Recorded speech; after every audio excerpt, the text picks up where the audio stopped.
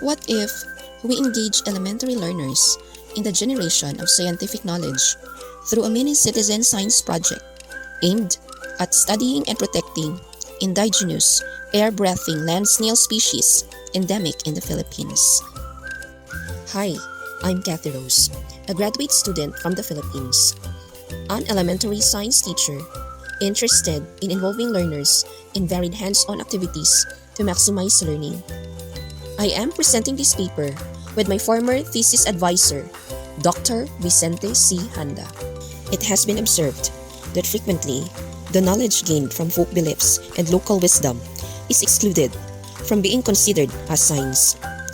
This is mainly due to some science educators who perceived such beliefs and knowledge as obstacles to the development of scientific concepts. In non-Western countries, elementary students often perceive school science as a foreign culture, disconnected from their everyday ways of doing and thinking. According to Maddock, 1981, Aikenhead, and Jeji D, 1999. Learners of science often find themselves in a conflicted situation when the knowledge they acquire in school does not align with their life worlds at home or in the community. By Handa, 2008.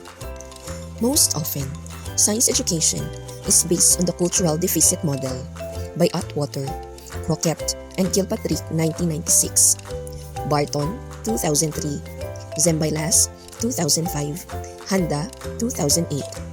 This leads to the dismissal of local knowledge and practices brought into the classroom by learners as non-science. Teachers tend to view folk beliefs and knowledge as barriers to the development of scientific concepts. Bridge the gap between the knowledge of home or community and school or university. Science education scholars advocate for culturally relevant and culturally responsive science education by Aikenhead and Jeji D, 1999, Tippens and Ritchie, 2006, and Gay, 2002. This approach involves accommodating indigenous cultures and utilizing them as tools and capitals for learning in the science classroom. Knowledge production does not need to be objective. It may be socially constructed, according to Matthews, 2002. It could be created collaboratively with research participants, according to Erickson, 2006. This is where citizen science plays a major role. Citizen science is a collaboration of individuals who have not earned a research qualification and have no prior experience in the field of research, by Callion, 1999, have been involved in the production of scientific knowledge, particularly in natural sciences, for centuries, according to Alberte, 2001. In this study, the goal of our citizen science project is to conserve the Balingkokok, or Cochlostyla ticaunica, an endemic air-breathing forest snail in the Philippines, believed to have a healing power to fight off stress, according to Senate of the Philippines, 19th Congress, 2018, August 9. This native snail is found on the three communities in the central part of the Philippines, hereby assigned as pseudonym as Barangay Mainabyanon, Barangay Maabi-Abihon, and Barangay Masinadyahon. This research attempted to answer the following questions.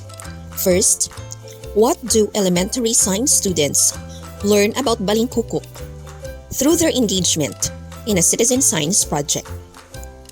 And next, how do elementary science students contribute to protecting Balingkokok through this citizen science project? We collaborated with different stakeholders, including authorities, learners and their parents, and local people from these communities to produce scientific knowledge about Balingkokok. Before the conduct of activity, Balingkokok has been examined by a professional agriculturist, and he confirmed that the scientific name of Balingkokok is Cochlostyla ticaunica and is safe for food. Elementary science students observed and illustrated the Balingkokok, which looked like a snail. It has a body, blunt apex, antenna, single cell, and muscular foot that made them travel from one surface to another. They attach themselves to branches, twigs, leaves, and stems of local plants and trees, locally called as buri, bamboo, bugtutae, achete, mango, jackfruit, palawan, aratilis, and ipil-ipil. Balingkokoks fed on these plants also, since their food depends on where they live. Balingkokok is typically brown, with a shell that has white stripes on the outside and is white on the inside. During rainy days, Balingkokok is active and uses its muscular foot to move across rough and smooth surfaces. However, on sunny days, Balingkokok climbs to higher areas of trees and retreats into its shell. They can remain inactive for days or even a week, not moving at all. Elementary science students, together with their parents, measured the height, diameter, and weight of Balingkokoks using tape measures and digital weighing scales. We provide careful instructions in handling the snails in order not to hurt them. Specimens were randomly collected from 3 local communities in central Philippines. What have we learned about Balingkokok? Results showed that the average height of Balingkokok is 5.56 centimeters. Its average diameter is 3.27 centimeters, and its average weight is 16.87 grams. The average number of whorls is 6. Mode is used to determine the number of average whorls. Elementary science students have learned from their parents and local people about the various uses and benefits of Balingkokok in the community. Firstly, Balingkokok serves as food, often enjoyed as sumsuman, a dish typically eaten alongside drinking liquor, and as a viand, prepared in various ways such as fried, boiled, and adobo, a local delicacy.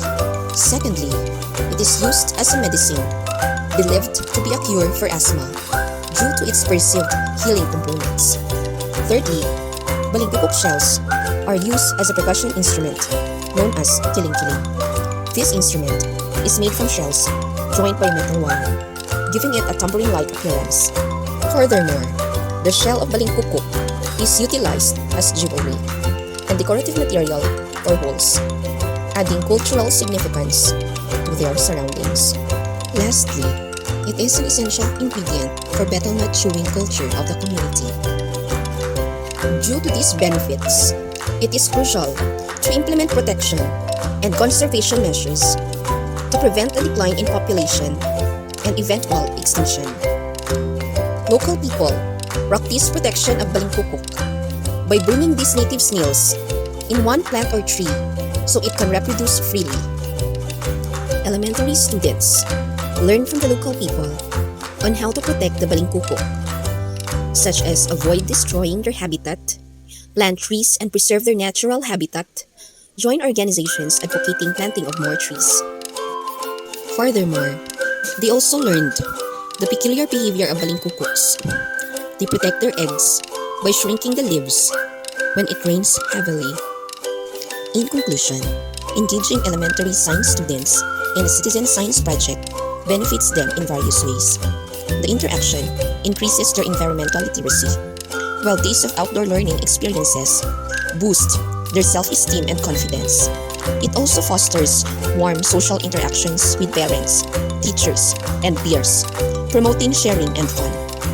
Moreover, participants share the responsibility of conserving the environment and the organisms that depend on it. Applications to environmental education. Through the Citizen Science Project, young children learn to collect scientific information from their local communities and engage them in the protection of indigenous species like Balingkokok. Elementary science students learn science in their cultural context and engage in activities that protect local species.